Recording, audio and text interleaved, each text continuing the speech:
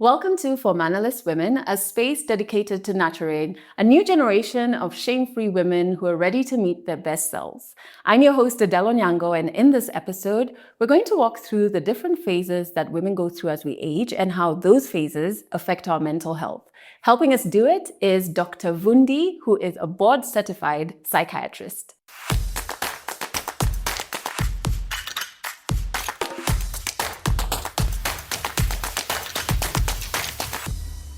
Thank you so much, Dr. Vundi, for making time to come on our show and also for the work that you're doing. Yeah. You know, I went through your social media and there's like a passion you have about informing women on things we experience that are natural, that are affecting our mental health. Yeah. So thank you. If nobody has given you your flowers, let's start there, right? Thanks for having me. Yeah. Thank you so much for having me. I love the show. Yay. I've been a fan from way back when. Yeah. Good to have you. So I noticed that you call yourself the women's psychiatrist. Yeah. Why? I think this is the first time I've actually come across that phase. So like, was there a gap you noticed when it comes to women in that medical field or like how we serve women?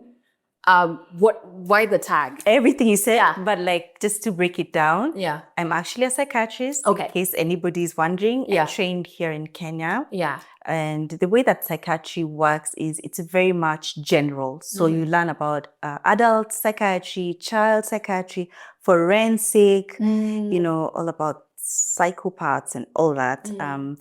And then a little bit about women's mental health. Yeah, so it's general. But then when I started practicing, I had my own lived experience. So I've talked about it on my platform. I've gone through depression. I've got through trauma, childhood trauma, then later depression. And then because, you know, when you're in uni, you don't know that you're depressed. Yeah. It became, I'm drinking too much. I'm smoking too much weed. I'm losing focus. I failed in medical school. Yeah. Looking back, now I know that all those were symptoms of depression. But fast forward, I was able to get treated. I was able to get like language for what I was going through. I was going to say the words. The words, because Yeah. I always felt like, oh, that was a rough patch. Yeah. No, it was not. It was depression. Yeah. So lived experience brought me here to psychiatry, but a little more, particularly to women's mental health, was after I gave birth, I got postpartum depression. Okay. And it was bad. Yeah. It was really bad. And I felt that I got treated, right? But I felt a gap there with regards to how much information is there about our hormones. Because I was online, yeah? When you're postpartum and you're breastfeeding, you're online, you're looking for this information. It was more from the West. So we didn't have local... And even the cultural context is so different, isn't it? Exactly. Yeah. So that's when I did a short course online, just a specialty in women's mental health. And that's how I got here. Oh, wow. Yeah. And that's like, I think for me, Yeah. having like moved around looking for doctors and finally found one, you want a doctor who has both the book smart, but also the lived experience, because they can meet you in a more succinct way, right? I hear you. Lived experience just gives you that extra empathy.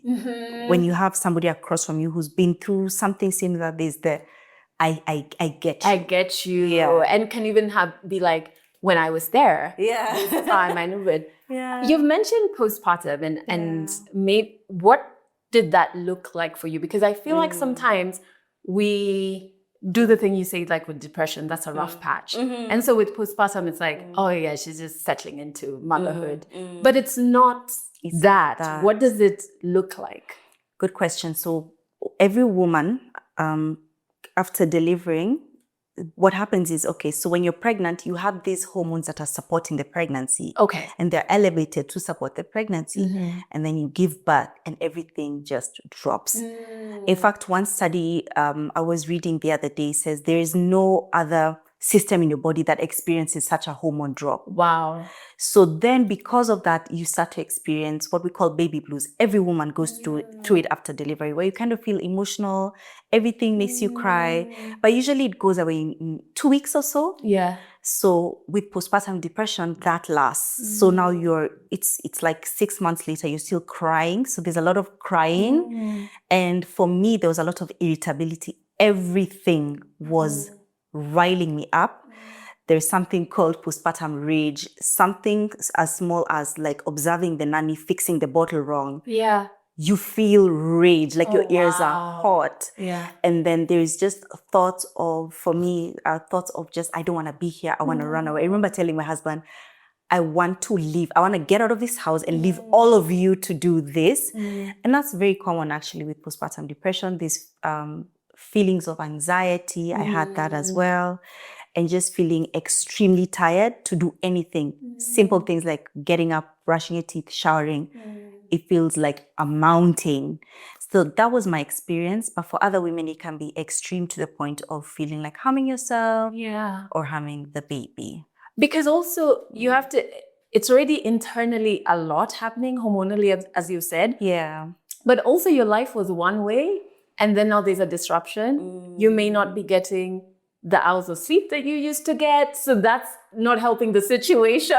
Girl. So, and when I'm hearing you talk, like I don't have kids, but I feel like if I had this information, the people who matter to me who've had kids, I would have supported better instead of being like, someone close to me did say they were experiencing anxiety. I didn't come to it with the knowledge of the hormonal thing you've just explained. I'd be like, oh, anxiety, there's this app. Like, you know, and it's like, you can imagine, that's, you mean well, but like, in this moment, are you hearing what I'm saying? I love that you're talking about that because like, how do you support somebody? Exactly. With postpartum specifically, I think the best thing is to ask because sometimes I have a lot of single child-free friends. Yeah. And they were also a bit confused as to what do I do? Do I come? Do I not come to see you? I think just ask, what do you need today? And sometimes it means you being in close proximity to the person. So literally go and see them and then kind of also observe, like, if you see me looking like I haven't slept, it can be something as simple as just go sleep. I'll take care of the baby. Take care of the baby, or I'll wash the breast pump. So that's how you can support, just literally being there and also asking. So before we even get to pregnancy, maybe we can touch on the natural phases women go through across our lifetime that actually will affect our mental health and wellness. That I think we're just socialized to be like, this is, stop, you're being weak, like just get on with it. Because even like postpartum, I feel for like our grandmothers and our mothers with that they know. But there are many natural phases we go through that do affect our mental health. I think every woman, in fact, when we were learning about the reproductive cycle, I feel like we should have learned this because we learned more about the physical stuff. Yes. Like you will get your period, it'll be 3 to 5 days, it'll come every 28 days, which actually doesn't always. Yeah. But I feel we leave out the mental part. So what happens with every woman is we go through seasons. And I like to use the analogy of the 4 seasons of the, is it weather? The weather. So, well, in Africa, we don't have this, but we have, usually we have winter and then spring and then summer and then fall or autumn. If you're British. So winter for me is like menstruation. So the snow is falling. We don't need to say less. You're just down, low energy. You really just want to be in the house. It's and literally also some women report feeling cold, like your hands and feet are cold. And that's why people also do like the hot water bottles. Actually, in Chinese, the Chinese have cracked the code of this women's mental health. So they've not Chinese, sorry, Asians. They have remedies for each phase of the cycle. So when they're menstruating, the whole concept is to get your body warm. So think about that. So winter, you want to just like drink teas and all that. Warm and like be warm because you're helping your body just to naturally shed. But emotionally, you're just low. Your mood is low, energy also is low. So nobody should be expecting you to do, heavy gym exercise. And including yourself. 100%. Because, we like, meet ourselves with a condescending energy because like it's like, you normally do this, why are you not doing this? You think something's wrong with you, and your body's going through emotion. So that's when the winter is bad. But I like to think of it as, because we have winter, then we can appreciate spring. Okay. So for me, spring is a new beginnings, right? That's the follicular phase. Okay. So your hormones are starting to rise up. And this is the point where your energy is coming back up. A lot of creative juices. You're starting to feel more social, happy. Yeah. So usually during the follicular phase, I encourage people to tap into that energy. And that's what's called cycle syncing. Okay. And we'll talk about that. But use the creative juices. You're springing. Things are blossoming. This is the time maybe if you want to do your strategy for your podcast, schedule it at that time. Then we have summer. Okay. Summer is hot. Yeah. So usually it's a very high energy sexually. Makes a lot of sense. Because somewhere that's not the ovulation. I was going to say. Yes. Literally, women glow. And your body is smart. You're attracting a mate. Yes. So that's what's happening. So that's literally, and I think women need to be very careful, because I always say this: are you in love or are you just ovulating? Yeah, because you can trick yourself into thinking, I'm winter in love. comes and you're like, I'm not in love. That's not ovulation. So when ovulation happens, the hormones dip a little bit. Not so much, but they dip a little bit. But how are we energy-wise during? Very good. You're very good energy-wise, but you can be a bit risk-taking. So it's also a good time to start trying something new. It's a very social time. Mentally, we don't see a lot of symptoms during the summer and spring. So follicular and ovulation, they tend to be pretty stable. Luteal. Now, the fall is where just before winter, this is when things get really tricky. So usually women will feel really irritable. Let me say that again. Irritable. And then there's just a little bit also sadness. Women also tend to be a bit confrontational in the luteal phase. Like, why did why did you talk to me like that? Like, so I want all women who are watching this to kind of just be careful of, did that deserve that response, or am I just in the luteal phase? And even handle yourself with grace while figuring that out. And even maybe tell your loved ones around you that, like, because it brings up an interesting, aggressive energy. Some people tend to start fights, in their relationships. So that's the luteal phase. And that's because your hormones now are dropping. Is this the same as feeling sad? Because there's something I resonate with, and I've seen so many TikToks about it, like where you're like sad and you're just like, oh, nothing is going right. And then all of a sudden your period comes in and you're like, oh. Exactly. That's it. So is that it? Okay. So at the end of the luteal phase, after all the hormones have dropped, now winter comes and now everything plateaus again. And then now you realize, okay. It wasn't that deep. It wasn't that deep. So that's mentally, you can imagine all these fluctuations and all these hormonal changes, and a woman doesn't know what's happening, which is all of us really. And that's happening within a short period of time. Because we're not talking about summer or winter being 1 year, So it's once you think you've gotten a handle on something, it's like, guess what? It's winter. We're back. So I like what you've said. So for men, men only operate on the circadian rhythm, day-night. Women are operating on a circadian rhythm, but also this other rhythm. So I believe that a woman needs to kind of be very conscious as to where she is. So that's what we call cycle syncing. I was gonna ask. This sounds like the magic of like how I think the things I want to do, or what what decisions I'm making based 100%. On where I am. Is that it? It's exactly that. So think of cycle thinking as targeted self-care depending on where you are on your cycle.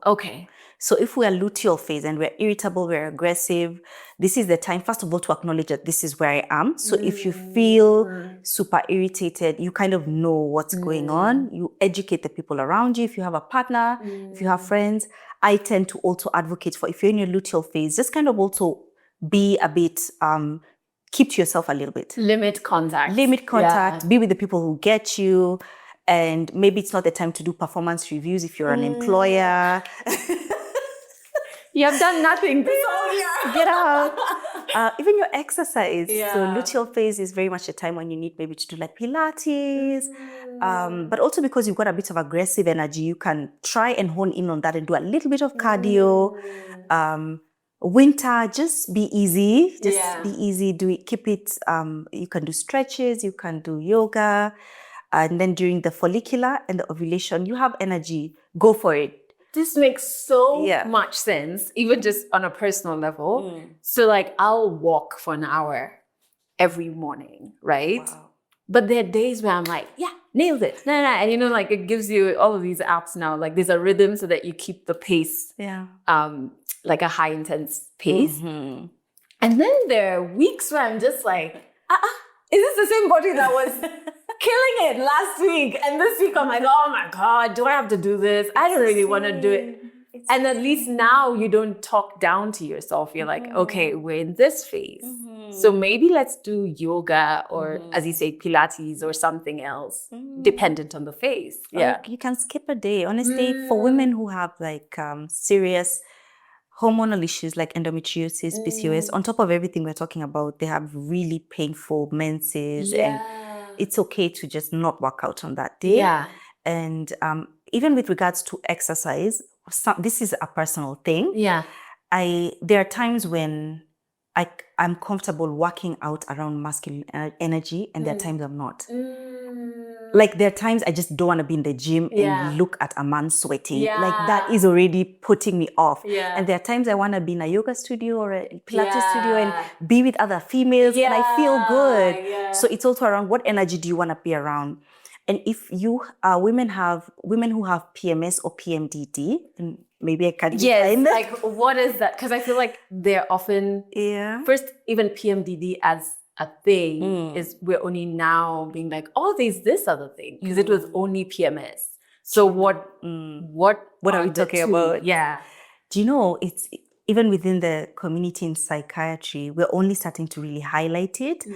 PMDD was really in the past has been misdiagnosed for bipolar a lot. Oh, wow. So there are a lot of women who are labeled as bipolar, but actually when you look into it, it's PMDD because it's that crazy up and down that really mimics bipolar. But isn't. So even with us, we're also catching up. But PMS, I would say, is energy and mood fluctuations during a menstrual cycle with a very highlighted depressive more of depression, depressive symptoms, more of sadness. That's PMS. Sorry, that's PMDD. PMDD is premenstrual dysphoric disorder. So think of it as having depression, but it comes during the luteal phase and the menstruation phase, then it disappears. So it's quite heavy. I've seen women who, I'll share this because she's comfortable. There's a patient of mine who told me, take this uterus out. I'm done because I can't want to end my life every month. So PMDD, I guess by just that example, you can see the gravity of it. And you can imagine it's here and then it's gone. Right. And so it's like, what was that? And before you get a hand, it's back. So that's PMDD. So PMS now is milder. So there is there's still the sadness, but on a milder scale. So we tend to see PMS, it's more a low mood, just super low mood. So I was saying that for women with PMS and PMDD, cycle syncing can help, but they need an extra, like it's a little bit more, they need to speak to a psychiatrist or even a psychologist, because sometimes you can be cycle syncing and you're still very low. You're still very sad. So I kind of wanted to highlight that sometimes the journey is, some women get frustrated, like I'm doing the best, I'm cycle syncing, I'm doing everything, what's not happening?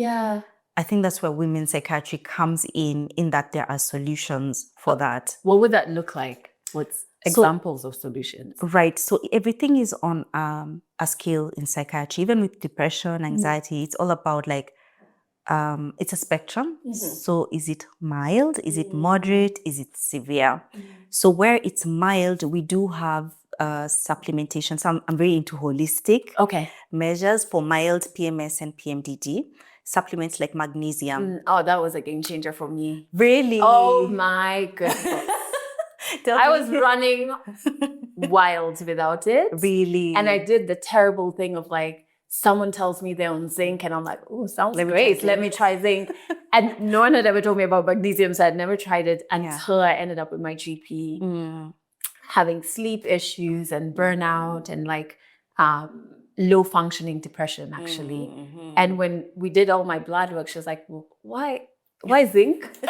So this is like, this is why. What was happening? What you really need is magnesium. I love that GP. It's a game changer. Complete game changer. So like, I'm with you on that one. Did you check your vitamin D? Yeah, so we checked vitamin D. But she also like restructured how we view vitamin D in terms of like when we look at like the sun and at what point do you need to supplement that? Because she was like, yeah, you can sit in the sun, but if you think about our lifestyles now, it doesn't make sense. Plus what you're wearing, like you would need to be like always sunbathing, you know? And just like, would you do that? Nobody's like doing in that. Town, outside your office, on your lunch break? You wouldn't. So you need to supplement that. Because vitamin D and mood are very closely related. And so magnesium, vitamin D. And I think for some women, you can try the holistic methods like ashwagandha. But I really want that to be under the guidance of somebody. So speak to your therapist, your psychiatrist, right? Then another holistic thing that all women need to do, especially during the luteal and menstruation phase, is a high protein diet first thing in the morning. Okay. Because you see, the way that the mind works, we have chemicals, right? So we've got the happy chemicals like serotonin, and then you've got dopamine, which is for motivation. And these are very closely related to estrogen. Okay, which is fluctuating, exactly. Right? Okay. So when it's dipping during the luteal phase, during menstruation, serotonin is down, you're not happy. Dopamine is down, you're not motivated. And now the building blocks for these neurochemicals is protein. So I advise women to really, in the first thing in the morning, like let's not do the bread thing, you know, tea and bread, which is a Kenyan thing. To me. Or like coffee. Coffee is great, but you're not giving your mind any building blocks. So get into a protein shake, even if because I know sometimes the appetite is low when you're in your luteal phase. Take that protein shake. It'll do wonders for your PMS and PMDD. Okay. Beyond holistic measures, these are now the women who I mentioned. Things are severe. You're having very dark thoughts. Women who can't sleep through the night. So we do, sometimes we do antidepressants for the 2 weeks where you're struggling. Then we get you off them for the time when you're okay. So those are, those are some of the things. Now there's a whole debate about birth control. Some women are put on birth control for PMS and PMDD. I think I'd have to get some lived experiences, evidence from real women, because for me, I've not had any good outcomes with that.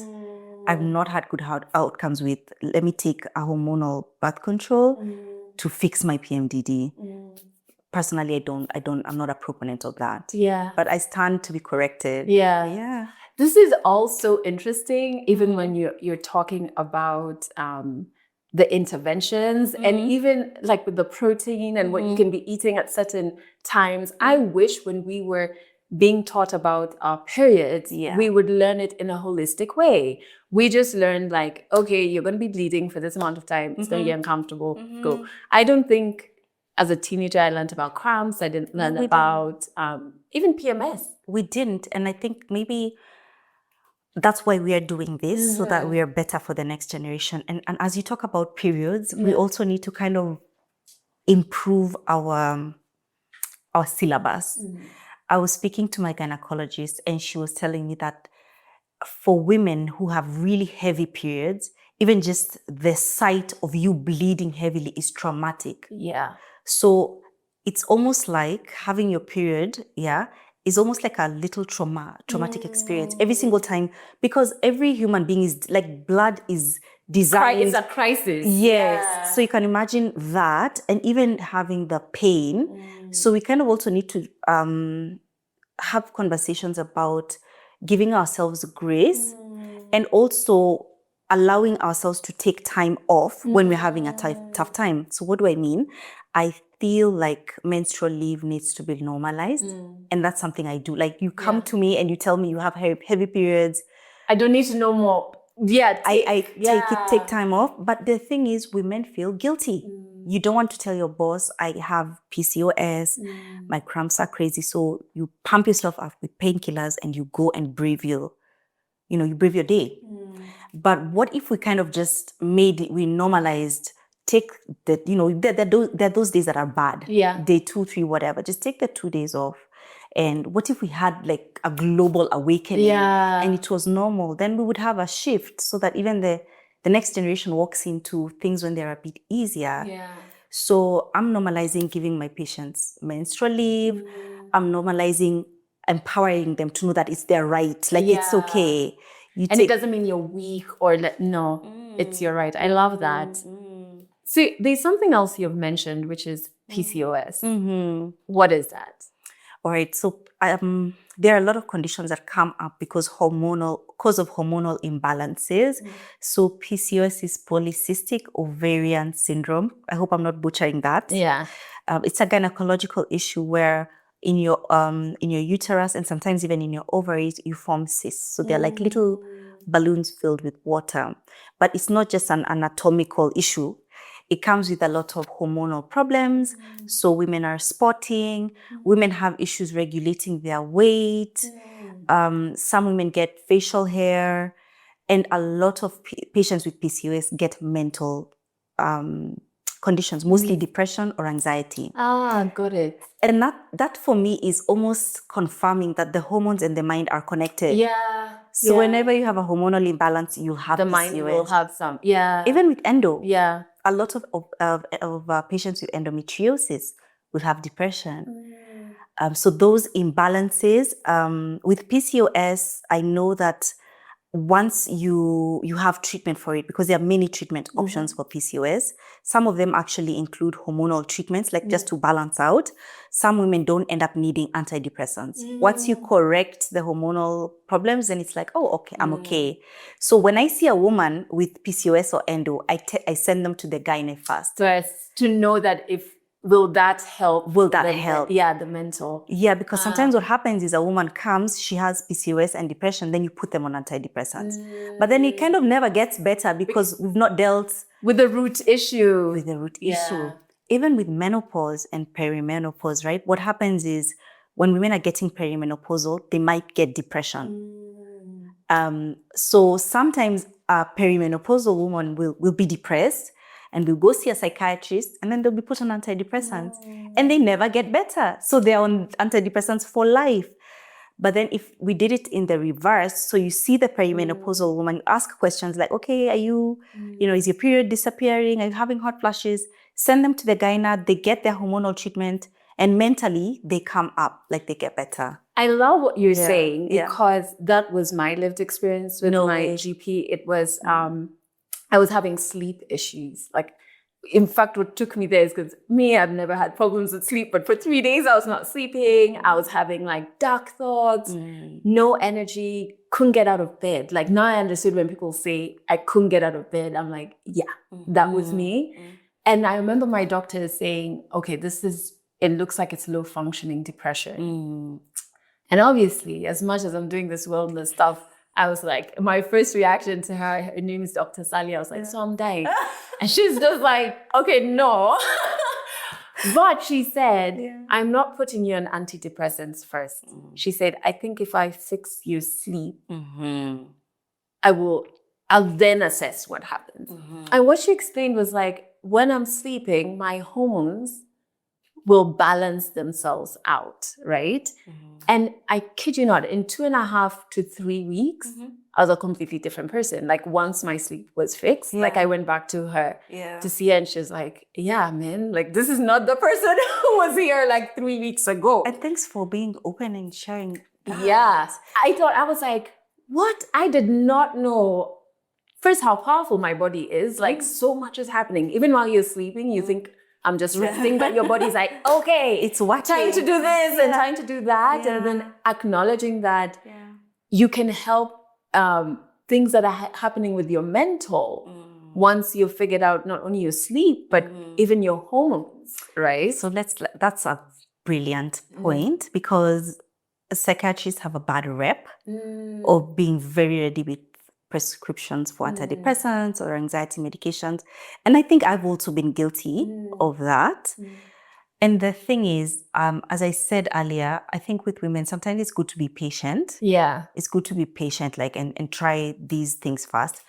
But to be fair, there are some people who, like, when you just hear what they're going through, so especially people who are, who've been unwell for very long, or you've seen patterns, you see, like, maybe you had a depressive episode before. So I think getting to understand the person in front of you, and then giving them the options, but then also giving somebody agency. Because if somebody doesn't want to be on medication, it's like you can't shove it down And their it's a throat. huge, It's not as huge clinical, thing. I guess. On the doctor's side, it's very clinical. It's like 1 + 1, 2. So here Makes you go. sense, yeah. But on the receiving end, you're like, oh my goodness, Like, these I'm- tablets, yeah. you know? I'm a person on antidepressants now. Yes. But I think that let's also embrace medication, because I've seen the power of what they can do, especially if they're used well, within the right context. Yeah. And when we are good, we discontinue. Yeah.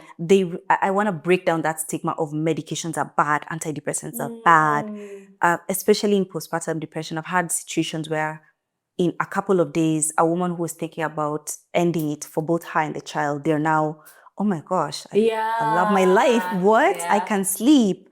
So I wanted to kind of just take a moment to break down that stigma, because it's very real, and it actually causes people to, like, have a lower quality of life, because you're trying to tough it out. Like, I can get through this.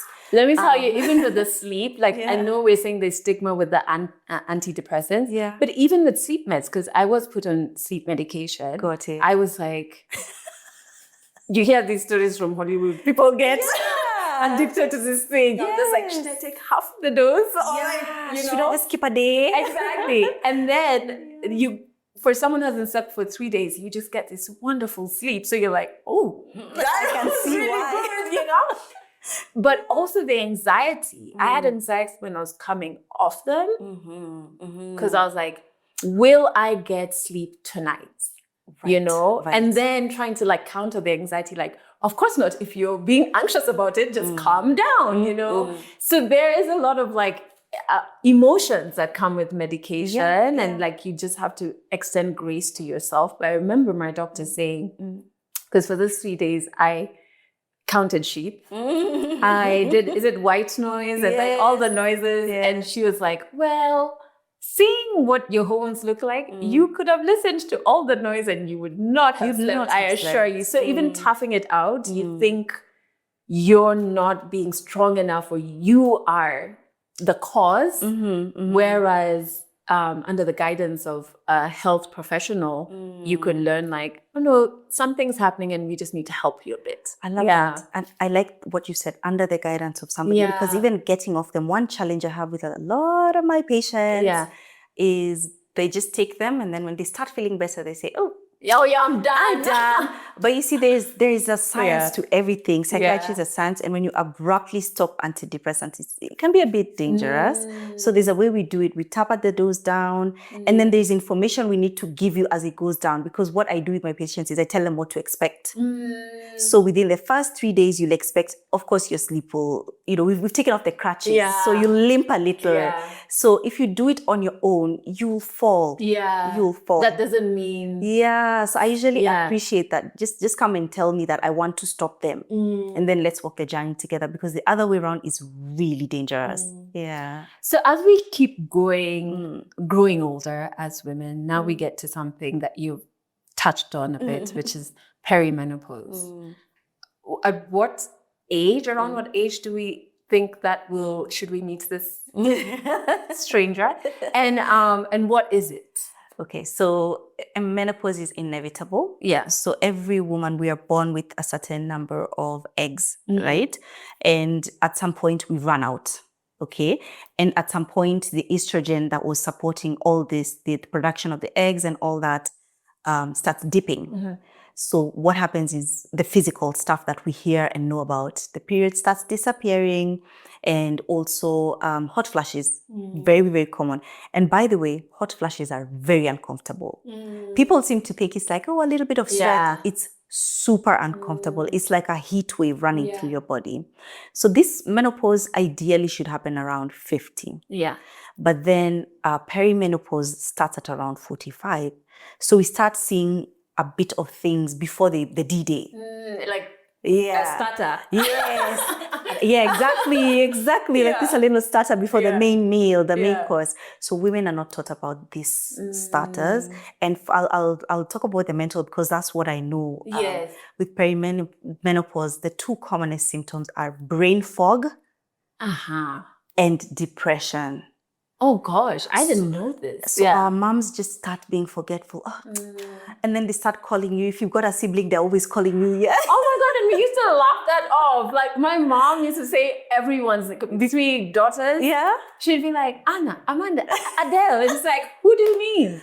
And brain fog is serious because remember, they're still probably working. Exactly. So in the workplace, you can imagine your mom is doing a presentation and it's like, so it's very frustrating for them. Yeah. It's super frustrating. And then the depression, they just start feeling sad and they don't know why.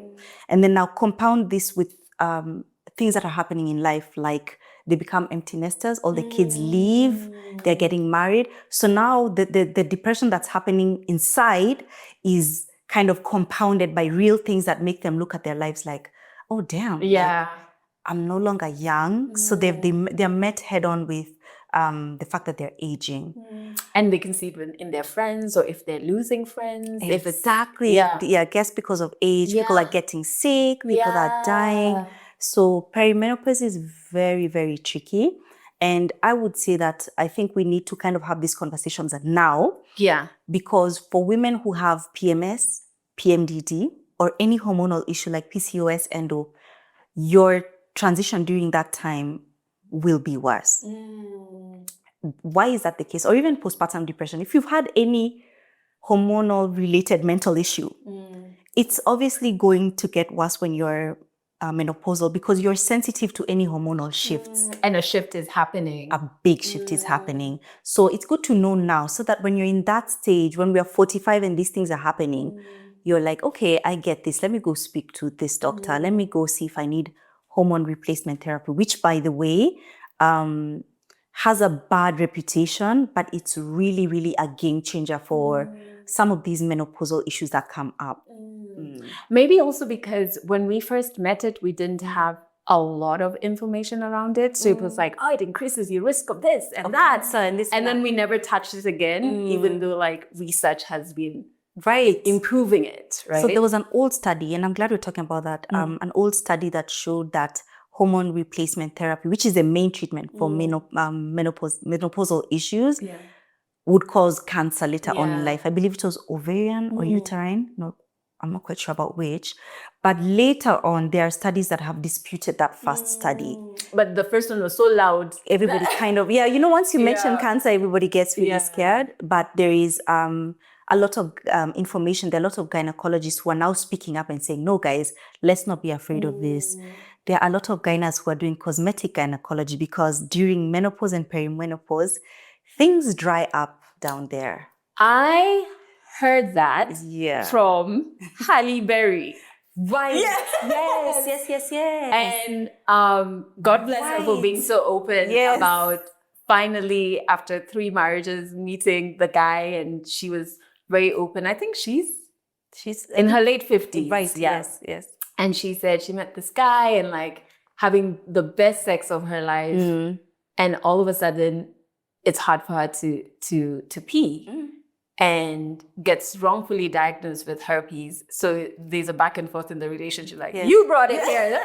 And then later on, the doctor is like, hang on, it might not be, but we're not sure what it is. Yeah. And then I also didn't know, because I listened to her interview, I didn't know that was a thing. I was like, oh. And then even further, I didn't know that these things you can do to help you. There's things you can do because just because you're 45 or 50 or even 60 doesn't mean your sex life is done. Exactly. Like men have been given the permission socially and culturally to get married even at 65 and be vibrant. And then in case they're not able to perform, there are hundreds of solutions for them.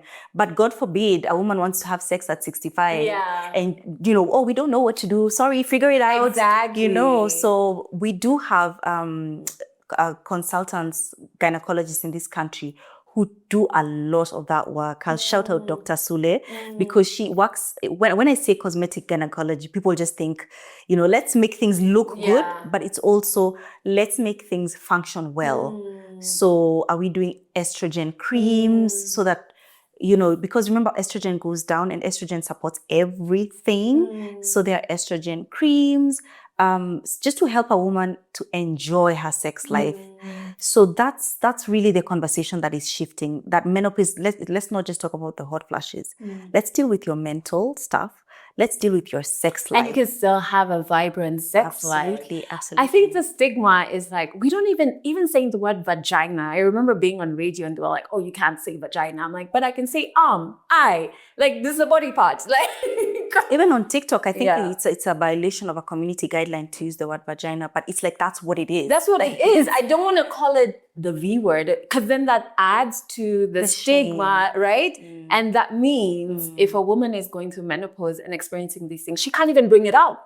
Let me tell you, sexual issues with sexual functioning of women, they start even postpartum.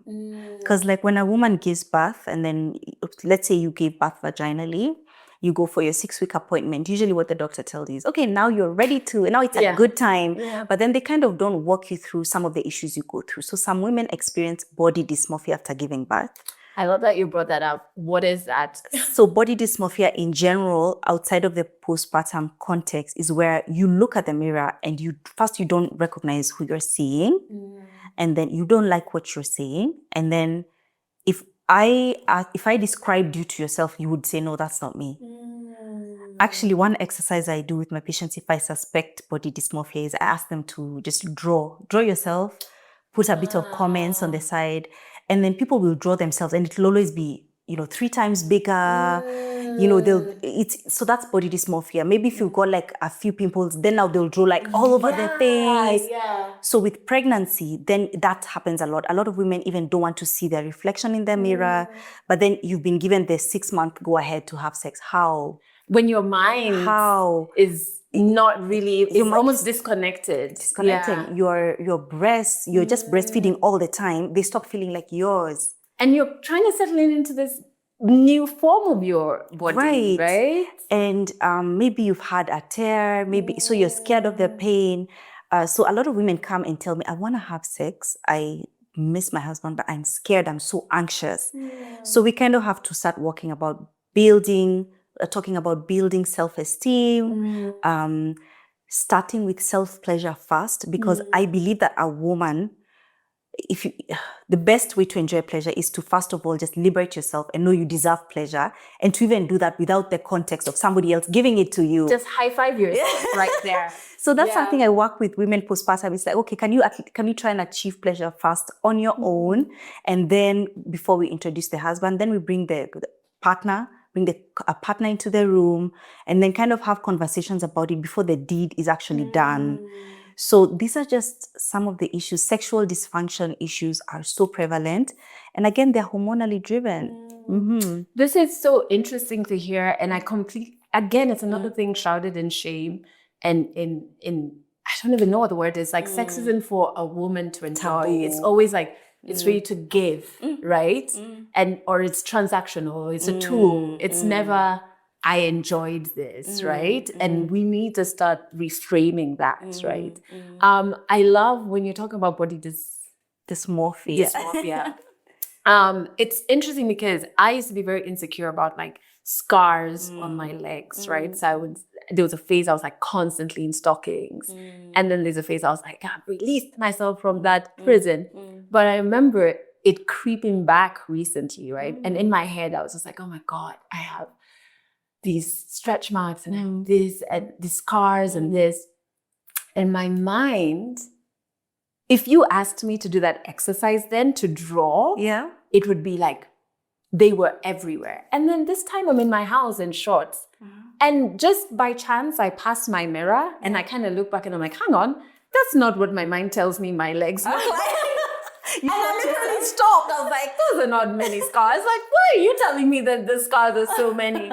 And I really had a moment of like, oh my God, if you let your mind run the game, even something as your legs that you see every morning is going to look different. And I remember just being like, why were you telling me that, dear mind? Like, please, can you look at these legs? This is like not two real. stars. What are you going on about, right? So you let me talk about that, because it's such a tool that I encourage anyone with anxiety or anyone who's got a bully inside here.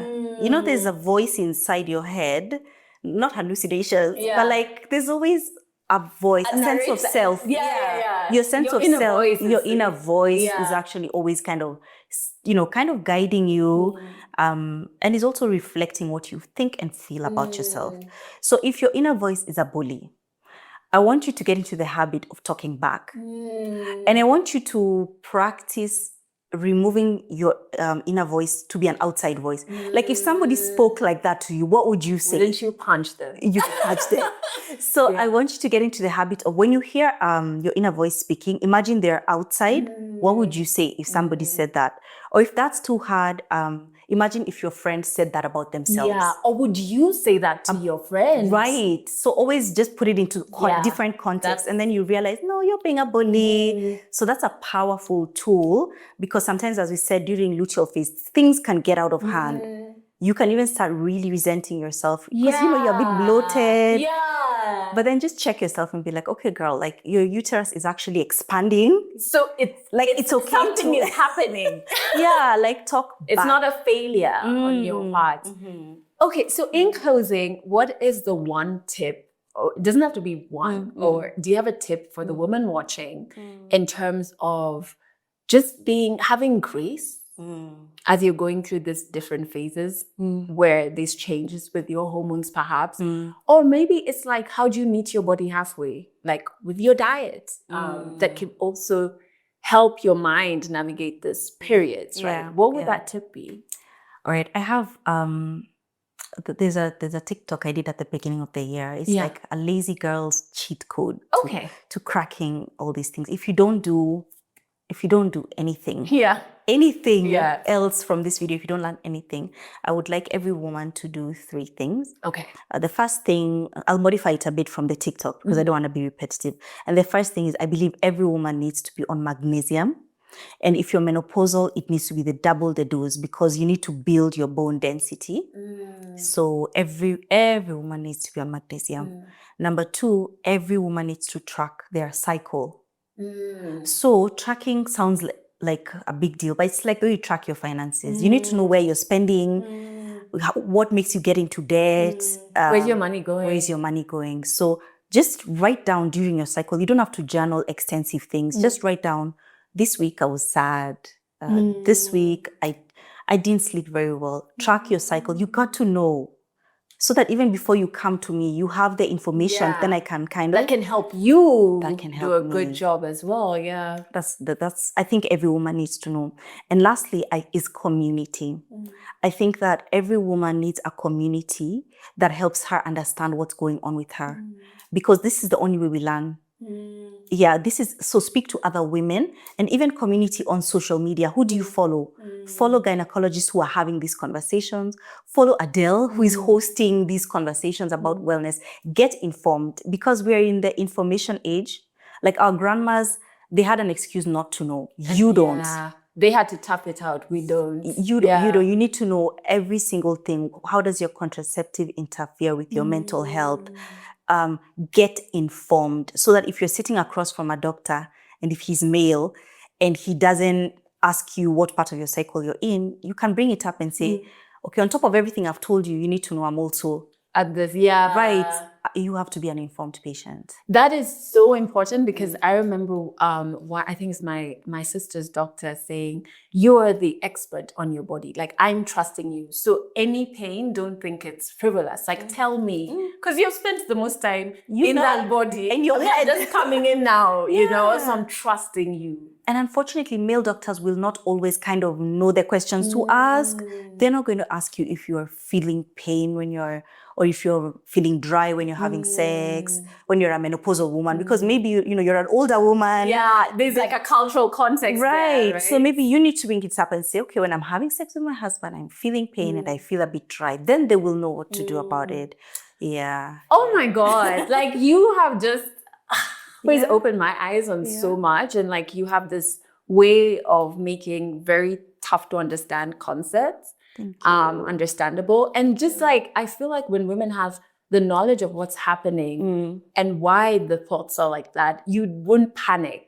I like to call it like your word. Once you get your word, you're like, oh, so this is what's happening. All right, I can wade through it. And maybe by what I eat, I need to watch what I'm doing, etc. So thank you so much. Oh, welcome. That's literally very affirming because that's my passion, is to give people language to understand what's going on with them. Yeah.